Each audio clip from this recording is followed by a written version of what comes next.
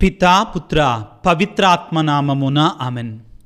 క్రీస్తునాథుని యందు మిక్కిలి ప్రియ సహోదరి సహోదరులారా, ఆగమన కాల 3వ ఆదివార వాక్య పరిచర్యకి మిమ్మందరినీ ప్రేమతో ఆహ్వానిస్తున్నాను.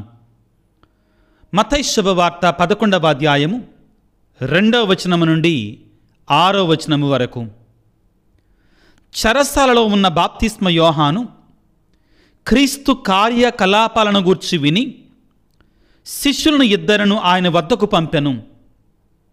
రాబోవు వాడవు నీవా, లేక మేము మరి ఒకని కొరకు ఎదురు చూడవలనా అని యోహాను ఆజ్ఞ ప్రకారము వారు ప్రశ్నించరి. వారితో యేసు, పోయి మీరు వినుచున్న దానిని చూచుచున్న దానిని యోహానుకు తెలుపుడు. గ్రుడ్డివారు దృష్టిని పొందుచున్నారు, కుంటివారు నడుచుచున్నారు, కుష్ఠురోగులు శుద్ధులగుచున్నారు, చెవిటివారు వినుచున్నారు, మృతులు పునరుత్థానులగుచున్నారు, పేదలకు సువార్త ప్రకటించబడుచున్నది. నన్ను ఆటంకముగా భావింపనివాడు ధన్యుడు అని యేసు ప్రత్యుత్తరమిచ్చను. క్రీస్తునాథుని యందు మిక్కిలి ప్రియ సహోదరి సహోదరులారా, ఆగమన కాలములో 3వ ఆదివారాన్ని కొనియాడుకుంటున్నాం. ఈ ఆగమన కాలపు 3వ ఆదివారాన్ని గౌదేతే సండే, గౌదేతే ఆదివారము అంటారు. అంటే ఆనందించే ఆదివారము, పరమానందాన్ని సంతోషాన్ని పొందుకునే ఆదివారము. కారణం, మన ఆనందానికి మన పరమానందానికి కారణం ఏమిటి అంటే, రక్షకుడు రాబోతున్నాడు, మెస్సయ్య రాకడ అతి చేరువలో ఉంది. కాబట్టి ఆనందించండి, సంతోషించండి. ఆ ప్రభు యొక్క రాకడ, ఆ క్రీస్తు ప్రభు యొక్క కృప మనకు చేరువైన కొలది, ఆ ప్రభు యొక్క రాకడ, ఆ ప్రభు యొక్క దీవెన, ఆ ప్రభు యొక్క కృప అనుగ్రహము మనకు చేరువైన కొలది మనలో పట్టరాని ఆనందం, మనలో చెప్పనలవి కానటువంటి సంతోషం. ప్రియులకు దేవుని బిడ్డలారా, క్రీస్తు ప్రభువుని మనసారా పొందుకున్న ప్రతి వ్యక్తి కూడా అనుభవించేటువంటి నిజమైన ఆనందం, నిజమైన సంతోషం ఇది. ప్రియులారా, 1725వ సంవత్సరములో లండన్ నగరములో జాన్ అనేటువంటి చిన్న బాలుడు జన్మించాడు. అది ఒక క్రైస్తవ కుటుంబం. పిల్లవాడు ఎదుగుతుండగానే 3వ సంవత్సరంలోనే తల్లి చనిపోయింది. ఆ పిల్లవాడు ఎదిగాడు. 18 సంవత్సరాలకి ఆర్మీ నేవీలో చేరాడు. నేవీ అంటే మీకు తెలుసు, ఆర్మీలో ఒక భాగం, కానీ అది పడవల మీద ఓడల మీద ఉండేటువంటి ఆర్మీ. ప్రియులారా, కొన్నాళ్ళైన తర్వాత అతను ఆ నేవీ నుండి వాలంటరీ రిటైర్మెంట్ తీసుకున్నాడు. జరిగినటువంటి సంఘటన చరిత్రలో. ప్రియులారా, ఆ ఆర్మీ నుండి, నేవీ నుండి వాలంటరీ రిటైర్మెంట్ తీసుకున్నాడు. కారణం ఏమిటి? అతడు ఆ పడవల మీద ఓడల మీద ప్రయాణం చేస్తుండగా అతడు గ్రహించింది ఏమిటి అంటే, ఆ రోజుల్లో ఎక్కువగా బానిసల వ్యాపారం జరిగేది. నల్లజాతి వారిని కొనుక్కొని వచ్చి సంతలో జంతువులులాగా అమ్మి వేసేవాళ్ళు. ఆ అమ్మబడినటువంటి, కొనబడినటువంటి ఆ బానిసతోటి యజమానుడు ఏమైనా చేయవచ్చు. అటువంటి బానిసల బ్రతుకులు దుర్భరంగా ఉండేవి, జంతువుల కంటే కడుహీనంగా ఉండేవి. అది చాలా లాభసాటి అయినటువంటిది, లాభదాయకమైన వ్యాపారం అనుకొని ఈ జాన్ అనే కుర్రవాడు ఈ వ్యాపారాన్ని మొదలుపెట్టాడు. ఎంతోమంది బానిసలని అతను కొనుక్కొని వచ్చి ఓడల మీద, పడవ ప్రయాణం తెలుసు కాబట్టి, ఓడ ప్రయాణం తెలుసు కాబట్టి, ఇంగ్లాండ్లో వాళ్ళని జంతువుల కంటే హీనంగా అమ్మివేసేవాడు. కర్కశంగా మారాడు, కఠినాత్ముడిగా మారిపోయాడు. డబ్బు మాత్రమే ప్రధానమైపోయింది. తన తోటి ప్రజలు దేవుని బిడ్డలోని విషయాన్ని మరిచిపోయాడు. దేవుణ్ణి పరిపూర్ణంగా మరిచిపోయాడు.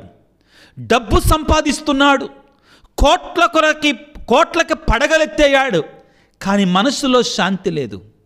హృదయంలో సమాధానం లేదు, తెలియనటువంటి లోటు, తెలియనటువంటి వెలితి. ప్రియులకు దేవుని బిడ్డలారా, ఈ విధంగా జరుగుతూ ఉండగా మార్చి 21 తేదీ గుర్తుపెట్టుకోండి.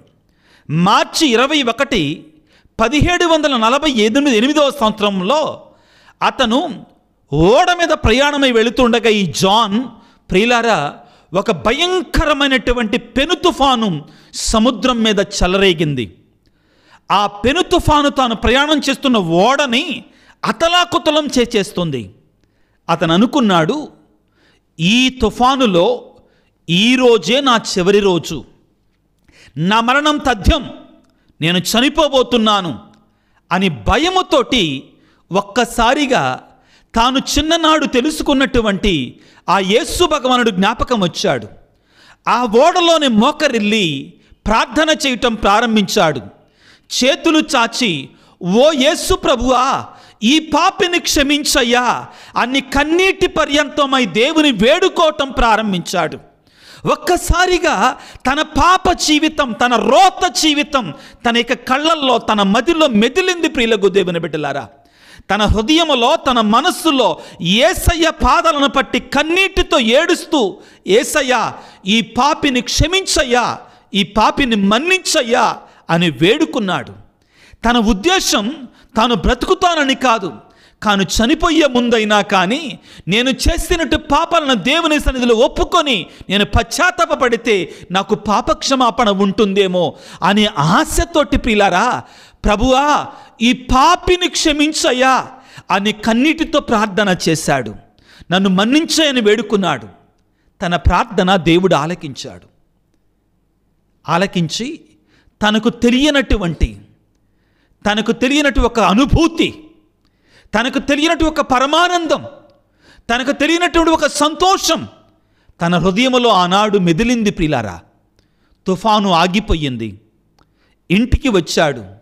నిదానంగా ప్రియులారా తాను చేస్తున్నటువంటి కడు నీచమైనటువంటి ఆ యొక్క బానిసల వ్యాపారాన్ని ఆపివేశాడు.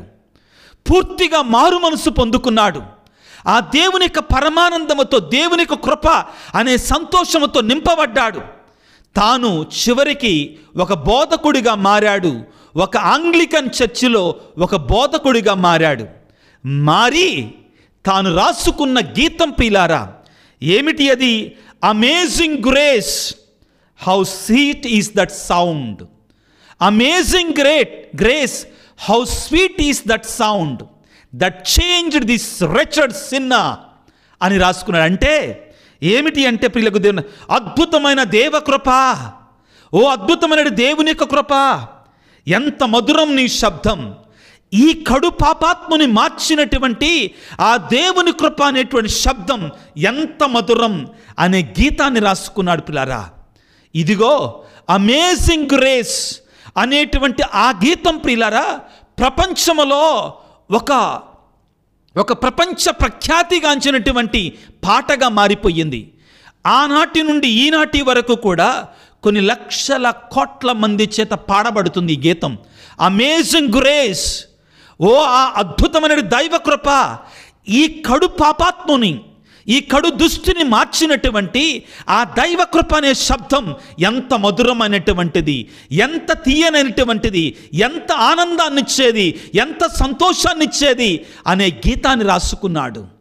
క్రీస్తునందు ప్రియులారా, ఆ క్రీస్తు ప్రభువు, ఆ యేసయ్య ఎవరి హృదయంలోనైతే వస్తాడో, ఎవరి హృదయాన్నైతే తాకుతాడో ప్రియులారా, ఆనందానికి అవధులు ఉండవు, సంతోషానికి కట్టలు ఉండవు.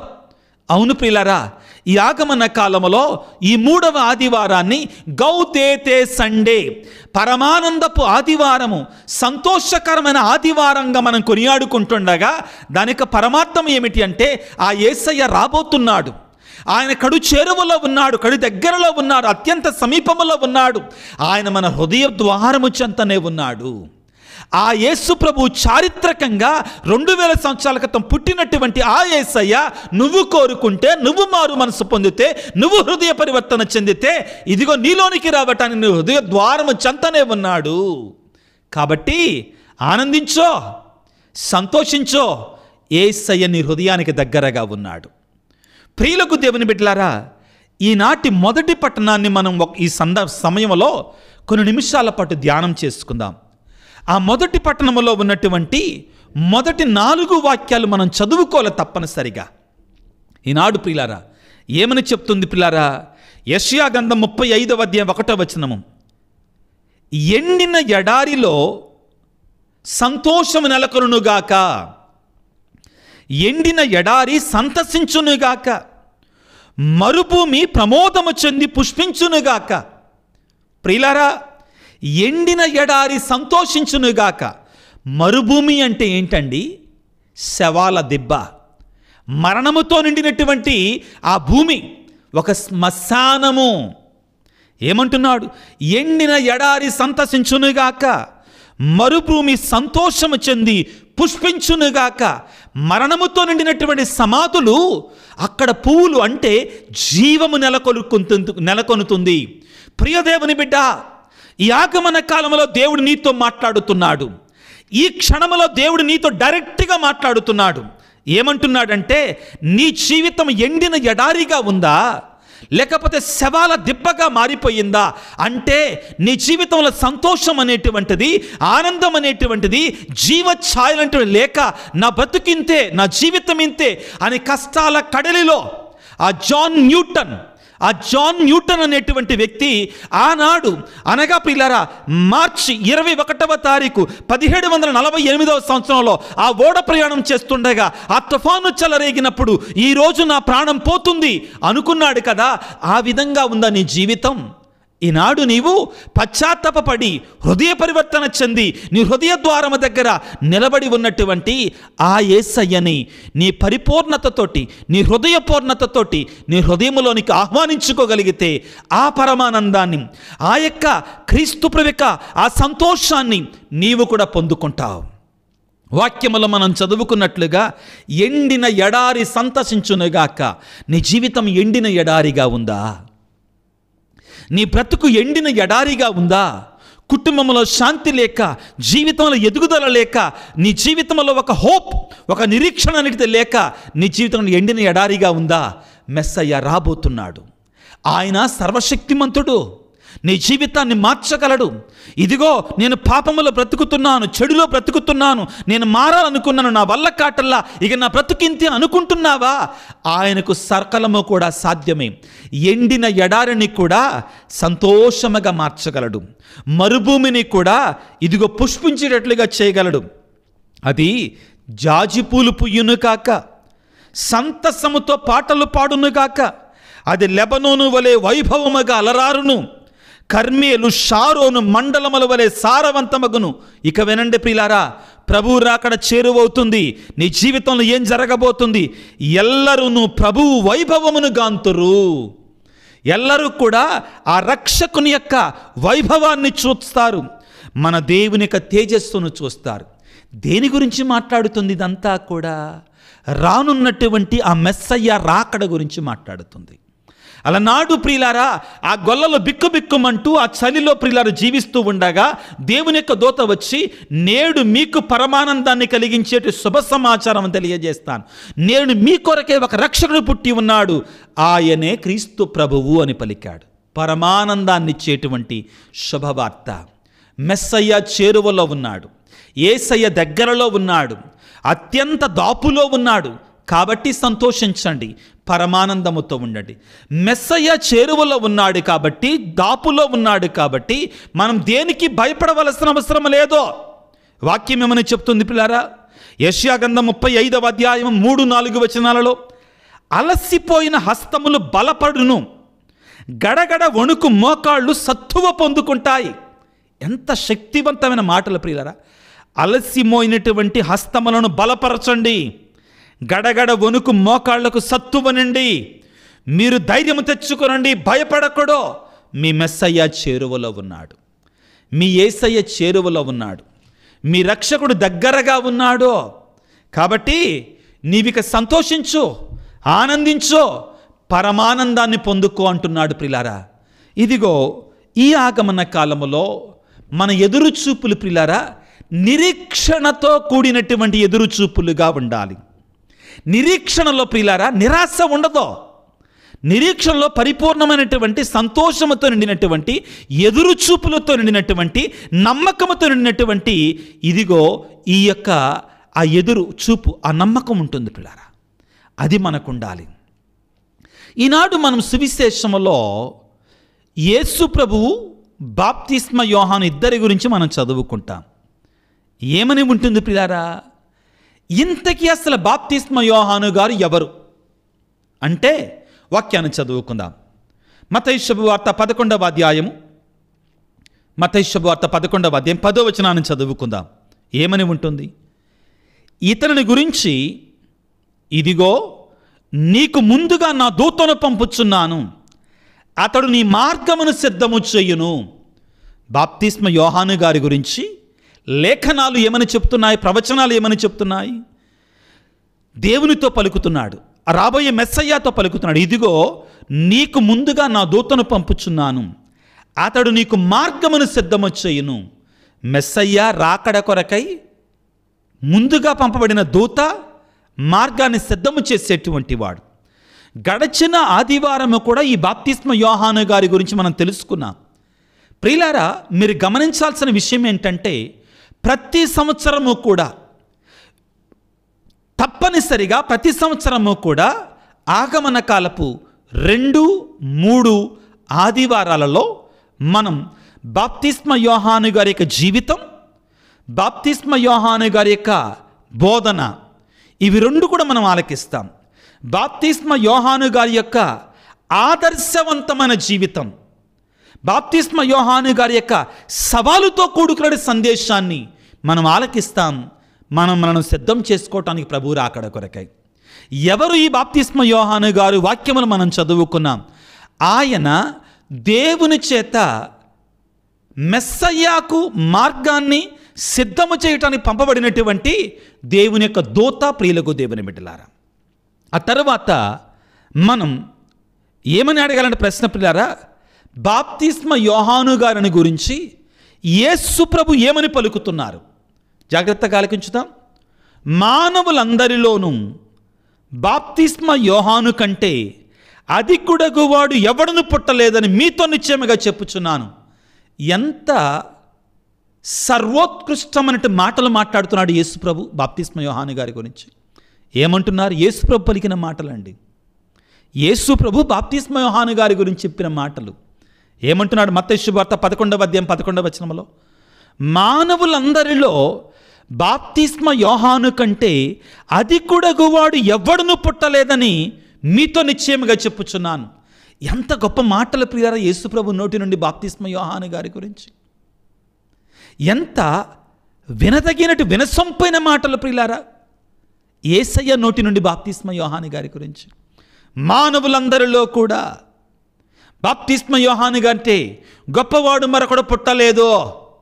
ఎంత గొప్ప మాటలు ప్రియులారా నీ గురించి, నా గురించి. ఆ యేసయ్య ప్రియులారా, ఇదిగో నా కుమారుడు, నా బిడ్డ అని చెప్పగలిగితే అది చాలు మన జీవితానికి, మన ఆధ్యాత్మిక జీవితానికి ప్రియులారా.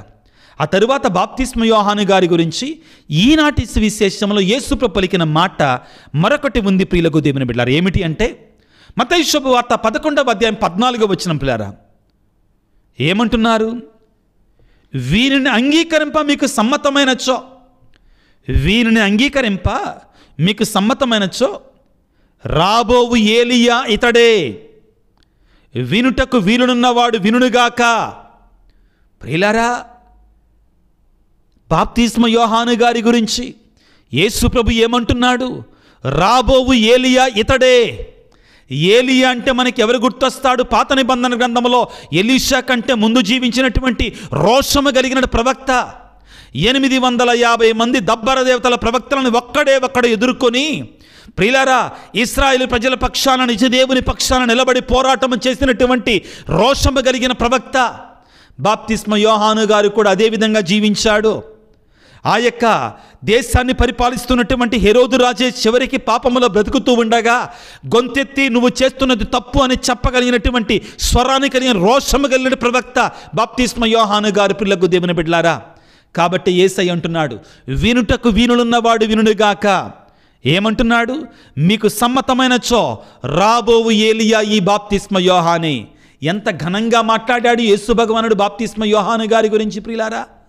కాబట్టే ఈ ఆగమన కాలములో ఈ 2-3 ఆదివారాలలో మనందరము కూడా బాప్తిస్మ యోహాను గారికి ఆదర్శవంతమైన జీవితాన్ని, బాప్తిస్మ యోహాను గారి యొక్క సవాలుతో కూడిన సందేశాన్ని మనందరము స్వీకరించి ఆ సందేశానుసారముగా, ఆ బాప్తిస్మ యోహాను గారి యొక్క జీవితానుసారముగా ఆదర్శాన్ని స్వీకరించి మనము సిద్ధపడగలిగితే తిరుగులేదు ప్రియులకు దేవుని బిడ్డలారా. ఆ యేసయ్య తప్పనిసరిగా నీలో జన్మిస్తాడు. ప్రియ సహోదరి సహోదరులారా, బాప్తిస్మ యోహాను గారు ఏం చేస్తున్నాడు అసలు? జాగ్రత్తగా ఆలకించండి.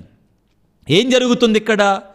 యేసు ప్రభువు తన బహిరంగ జీవితాన్ని ఆల్రెడీ ప్రారంభించాడు. గడచిన ఆదివారం రోజున బాప్తిస్మ యోహాను గారు మత్తయి శుభవార్త 3వ అధ్యాయంలో ఎంతోమందికి జ్ఞానస్నానం ఇస్తుండగా యోర్దాను నది దగ్గర యేసయ్య కూడా వచ్చి వరుసలో నిలబడ్డాడు.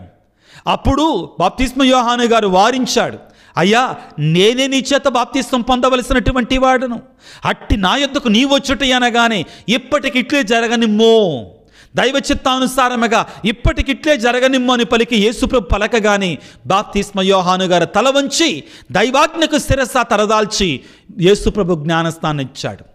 యేసుప్రభు ప్రియులారా సైతాను చేత శోధించబడ్డ తర్వాత ఆయన బయటికి వచ్చి బహిరంగ జీవితాన్ని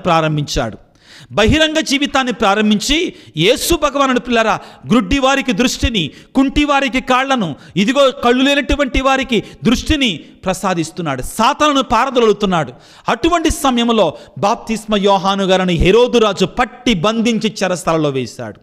చెరసాలలో ఉన్న బాప్తిస్మ యోహాను గారు శిష్యులనిద్దరిని యేసు ప్రభు దగ్గర పంపిస్తున్నాడు. ఇప్పుడు వినండి ప్రియులకు దేవుని బిడ్డలారా, మత్తయి శుభవార్త 11వ అధ్యాయం 2వ వచనంలో చెరసాలలో ఉన్న బాప్తిస్మ యోహాను క్రీస్తు కార్యకలాపాలను గురించి విని శిష్యులను ఇద్దరును ఆయన వద్దకు పంపెను. రాబోవు వాడవు నీవా, లేక మేము మరి ఒకని కొరకు ఎదురు చూడవలనా? రాబోవు వాడవు నీవా, లేక మేము మరి ఒకని కొరకు ఎదురు చూడవలనా అని వారు యోహాను ప్రశ్న ప్రకారం యేసును ప్రశ్నించరి. ప్రియులారా, ఇక్కడ మీకు అందరికీ ఒక ప్రశ్న. ఈ ప్రశ్న బాప్తిస్మ యోహాను గారి కోసం బాప్తిస్మ యోహాను గారు అడిగారా, లేకపోతే అలనాడు శిష్యుల కొరకై, అలనాడు అక్కడున్న ప్రజల కొరకై, ఈనాడు నీ కొరకై నా కొరకై యేసు ప్రభుని అడుగుతున్నారా? ఈ ప్రశ్నను మనం క్లారిఫై చేసుకోవాలి. ఈరోజు బాప్తిస్మ యోహాను గారిని అడిగి, అయ్యా బాప్తిస్మ యోహాను గారా మీరు మాకు నేర్పించండి అయ్యా, మీరు మమ్మల్ని ప్రభు రాకడ కొరకై సిద్ధపరచడానికి వచ్చారు కదా, మీరు తల్లి గర్భములో ఉండే యేసు ప్రభు మీ తల్లి దగ్గరికి వచ్చినప్పుడు మరియ తల్లి గర్భములో ఉండి మీరు ఎగిరి గంతులు వేశారు కదా, మీకు తెలియదా యేసు ప్రభు నిజమైన దేవుడని, ఆయన నిజమైన మెస్సయ్య అని? ఆయన బాప్తిస్మాన్ని నీ దగ్గర పొందటానికి వచ్చినప్పుడు అయ్యా నీ పాదరక్షలు విప్పటానికి నేను యోగ్యుడిని కాదన్నావు కదా, అయ్యా నీ చేత నేను బాప్తిస్మం పొందాల్సినటువంటి వాడిని అన్నావు కదా, నీకు తెలియదా యేసు ప్రభు నిజమైనటువంటి దేవుడని, ఆయన మెస్సయ్య అని? మరి ఎందుకు ఈ ప్రశ్న వేయిస్తున్నావు నీ శిష్యుల చేత యేసు ప్రభువు దగ్గరకు వచ్చి అంటే? బాప్తిస్మ యోహాను గారు ఏమంటాడంటే, పిచ్చివాళ్ళలారా, నాకు తెలియదా ఆయన మెస్సయ్య అని? నాకు తెలుసు, మరి మీరెలా తెలుసుకుంటారు? మీ ముందు నేను ప్రశ్న వెయ్యాలి కదా యేసయ్యని. ప్రవచనాలు ఆయన ద్వారా ఏ విధంగా నెరవేరుతున్నాయో ఆయన నోటి నుండి మీరు వినాలి కదా. ప్రియమైన క్రైస్తవుడా, నువ్వు వినాలి కదా. బాప్తిస్మ యోహాను గారి పిల్లలు నేను ఆధ్యాత్మికంగా ధ్యానం చేసి నేను అర్థం చేసుకునేది ఏమిటి అంటే, బాప్తిస్మ యోహాను గారి ఇద్దరు శిష్యులని ఆయన చెరసాలలో ఉండి యేసు ప్రభు దగ్గర పంపిస్తూ అడుగుతున్నాడు, ఏమిటి? రాబోవు వాడవు నీవా, లేక మేము మరి ఒకరి కొరకు ఎదురు చూడాలా? ఇది బాప్తిస్మ యోహాను గారి శిష్యుల చేత యేసు ప్రభుని అడిగిస్తున్నారు. కానీ ఈ ప్రశ్న, ఈ సందేహం ప్రియులారా బాప్తిస్మ యోహాను గారి కోసం కాదు, ఆయన తల్లి గర్భములో ఉండే మెస్సయ్య ఎవరో కనిపెట్టేశాడు. ఆయన జ్ఞానస్నానాన్ని ఇస్తూనే యేసు ప్రభు తన దగ్గరికి వచ్చినప్పుడు ఆయనను చూచాడు కూడా, పరిశుద్ధాత్మ పౌరు రూపంలో ఆయన మీద దిగి రావటాన్ని ఆయన చూచాడు. ఈ విషయాన్ని మనం యోహాను సువార్తలో 1వ అధ్యాయంలో 3వ అధ్యాయంలో మనం చదువుకుంటాం. యోహాను గారు స్పష్టంగా చెప్తారు కూడా, ఏమిటి అంటే పరిశుద్ధాత్మ నాకు తెలియజేసింది ఏమిటి, నీవు ఎవరి మీదకి పరిశుద్ధాత్మ దిగి రావటాన్ని చూస్తావో ఆయనే రానున్న మెస్సయ్య అని పరిశుద్ధాత్మ నాకు తెలియజేశాడని బాప్తిస్మ యోహాను గారు చెప్పాడు. ఇక బాప్తిస్మ యోహాను గారికి ఎందుకు ఇంకా సందేహం, ప్రశ్న ఆ యొక్క తెలియనితనం ఆయన కోసం కాదండి, నీ కోసం నా కోసం. ఆనాడు శిష్యుల కొరకై, ఆనాడు అక్కడున్న ప్రజల కొరకై వాళ్ళకి నేర్పించాలనుకున్నాడు. ఇక నన్ను విడిచిపెట్టండి, నా సమయం అయిపోయింది, నేను దేవుని సన్నిధికి వెళ్ళవలసిన సమయం వచ్చింది. ఈయన మెస్సయ్య, ఈయనే మెస్సయ్య, ప్రవచనాలను నెరవేర్చేటువంటి, ప్రవక్తల ప్రబోధనలు నెరవేర్చేటువంటి, దీర్ఘదర్శుల యొక్క లేఖనాలను నెరవేర్చేటువంటి మెస్సయ్య ఇతడే అని నీకు నాకు బోధిస్తున్నాడు పిల్లరా బాప్తిస్మ యోహాను గారు. ఆ విధంగా చెప్పి బాప్తిస్మ యోహాను గారు ఏమంటున్నాడు తెలుసా బిడ్డలారా? మీరు పరమానందముతో నింపబడాలి, మీరు సంతోషించండి, మెస్సయ్య మీ దగ్గరికి వచ్చాడు. మీరు కోరుకుంటున్నటువంటి, మీరు 1000 కళ్ళతో ఎదురు చూస్తున్నటువంటి ఆ మెస్సయ్య రానే వచ్చాడు మీ దగ్గరికి, మీ మధ్యలోనే ఉన్నాడు, మీతో ఉన్నాడు. ఆయన రాజ్యాన్ని ప్రారంభించేశాడు. సంతోషించండి, ఆనందించండి, గౌదేతే, ఆనందించండి. ఇది ప్రియులారా ఈ ఆదివారం యొక్క పరమానందాన్ని ఇచ్చేటువంటి సంతోషం, పరమానందాన్ని ఇచ్చేటువంటి సమాచారం. ఇదిగో ఆ 2 శిష్యులు యేసు ప్రభు దగ్గరికి వచ్చారు, అడుగుతున్నారు. వినండి పిల్లారా, మత్తయి శుభవార్త 11వ అధ్యాయము 3వ వచనములో, రాబోవు వాడవు నీవా, లేక మేము మరి ఒక్కని కొరకు ఎదురు చూడవలనా? ఇది బాప్తిస్మ యోహాను గారి ప్రశ్న అయితే అక్కడ మేము అని ఉండకూడదు కదా, నేను అని ఉండాలి కదా. కానీ ఏమని అడుగుతున్నారు వీళ్ళు? రాబోవు వాడవు నీవా, లేక మేము ఆ మేములో నేను ఉన్నాం, ఆ మేములో నేను ఉన్నాం బిడ్డలారా. గుర్తుపెట్టుకోండి, మేము మరి ఒక్కని కొరకు ఎదురు చూడవలనా అని యోహాను ఆజ్ఞ ప్రకారం వారు ప్రశ్నించారు. చెరసాలలో ఉన్న బాప్తిస్మ యోహాను గారి కోసం కాదు, ఆయనే మెస్సయ్య. ఎవరు? బాప్తిస్మ యోహాను మెస్సయ్య అని కొంతమంది అనుకుంటున్నారు. అటువంటి వారి యొక్క సందేహాలు నివృత్తి కావించబడటం కొరకై ప్రశ్న వేయిస్తున్నాడు. యేసు ప్రభు డైరెక్ట్గా చెప్పొచ్చు కదా, ఏమని? నేనే ఆ మెస్సయ్య అని, నేనే రానున్నవాడిని అని చెప్పొచ్చు కదా. యేసు ప్రభు అలా చెప్పట్లా. ఏమంటున్నాడు వినండి, చాలా లోతైన వాక్యం అండి ఇదంతా కూడా. శ్రద్ధ మనసు పెట్టి వినండి. మత్తయి శుభవార్త 11వ అధ్యాయము 4వ వచనములో, వారితో యేసు పోయి మీరు వినుచున్నదానని చూచుచున్నదానని యోహానుకు తెలపండి. గ్రుడ్డివారు దృష్టిని పొందుచున్నారు, కుంటివారు నడుచుచున్నారు, కుష్ఠరోగులు శుద్ధులగుచున్నారు, చెవిటివారు వినుచున్నారు, మృతులు పునరుత్థానులగుచున్నారు, పేదలకు సువార్త ప్రకటించబడుచున్నది, నన్ను ఆటంకముగా భావింపనివాడు ధన్యుడు అని ప్రత్యుత్తరం ఇచ్చాడు. అది కాదండి, బాప్తిస్మ యోహాను గారు ఏమన్నారు? రాబోవు వాడవు నీవా, లేక మేము మరొకడి కోసం ఎదురు చూడాలా? అంటే రాబోయే మెస్సయ్యావి నీవా, లేకపోతే మేము ఇంకోళ్ళ కోసం ఎదురు చూడాలని అడిగితే యేసు ప్రభు నేను కాదని చెప్పకుండా ఆయన ఇంకా వేరే విషయాలు చెప్తాడేంటి? ఏమంటున్నాడు? మీరు వెళ్ళి చెప్పండి. ఏమని చెప్పమని అన్నాడండి? మీరు వినుచున్నదానని చూచుచున్నదానని చెప్పండి. ఏం చూస్తున్నారు వాళ్ళు?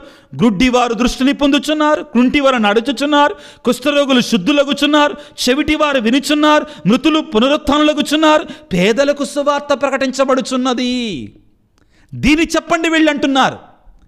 ఎందుకని యేసు ప్రభు ఈ విధంగా మాట్లాడుతున్నారు? దీనికి కారణం ఉంది ప్రియులారా. అక్కడున్న ప్రజలకి, అక్కడున్న శిష్యులకి ఈనాడు నీకు నాకు కూడా ఒక విషయం తెలియాలి. ఏమిటి అంటే, మెస్సయ్య రాకడ సమయంలో మెస్సయ్య వస్తున్నాడు అని, మెస్సయ్య వచ్చేశాడు అని ఎలా తెలుస్తుంది నీకు నాకు? పాత నిబంధన గ్రంథ ప్రవచనాలను మనం జ్ఞాపకం చేసుకోవాలి. పాత నిబంధనలో ప్రియులారా, ఆ ప్రవచనాలలో, ప్రవక్త యొక్క లేఖనాలలో మెస్సయ్య వచ్చిన కాలంలో ఎలాగా ఉండబోతుంది, మెస్సయ్య ఒకవేళ మీ మధ్యలోనికి వస్తే ఏం జరగబోతుంది అని రాయబడి ఉంది. అది మనం చదువుకోవాలి. ఇప్పుడు అది ఈనాడు మనం చదువుకున్న సువిశేషములో ఉంది. అది ముఖ్యం ప్రియులారా. ఈనాడు మనం చదువుకున్న మొదటి పట్టణం నుండి తీసుకొనబడింది. గుడ్డివారు దృష్టిని పొందుతున్నారు, కుంటివారు నడవగలుగుచున్నారు, కుష్ఠరోగులు స్వస్థులగుచున్నారు, మృతులు పునరుత్థానులగుచున్నారు, పేదలకు సువార్త ప్రకటించబడుతుంది. ఇది పాత నిబంధన గ్రంథంలో ఉంది. సువిశేషంలో ఈరోజు మనకి యేసు బోధించింది పాత నిబంధన గ్రంథంలో ఉంది. ఎక్కడ ఉంది ఈనాటి ఇవంటే మొదటి పట్టణం ప్రియులారా. చదువుకుందాం. యెషయా గ్రంథం 35వ అధ్యాయం 5వ వచనం అక్షరాలుగా అలానే ఉంటుందండి. అప్పుడు గుడ్డివారు చూస్తారు. ఎప్పుడు గుడ్డివారు చూస్తారు? అప్పుడు గుడ్డివారు చూస్తారు. ఎప్పుడు? మెస్సయ్య వచ్చినప్పుడు. ఇది కనెక్షన్ బిడ్డలారా. అప్పుడు గుడ్డివారు చూస్తారు. ఎప్పుడు? మెస్సయ్య వచ్చిన కాలంలో. మీకు ఎలా రూఢి అవుతుంది మెస్సయ్య వచ్చేసాడని బిడ్డలారా? వినండి.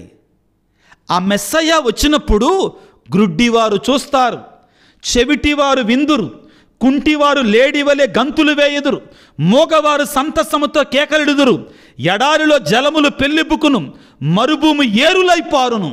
ప్రియులారా, యేసుప్రభు అక్కడ ఏమన్నాడు? మృతులు పునరుత్థానులగుచున్నారు. ఇక్కడ ఏమంటున్నాడు? మరుభూమి ఏరులైపారును. మరుభూమి అంటే మరణఛాయలతో నిండినటువంటిది. మరుభూమి అంటే శ్మశానము. ప్రియులారా, మరుభూమి అంటే మృతులు ఉండే స్థలం. ప్రియులారా, కానీ ఏమంటున్నాడు? పాత నిబంధన గ్రంథం యెషయా గ్రంథము 35వ అధ్యాయం 6వ వచనంలో ఆ మెస్సయ్య వచ్చిన కాలంలో మృతులు పునరుత్థానులగుతారు. ఇది యేసు భగవానుడు ఎవరికి చెప్తున్నాడు?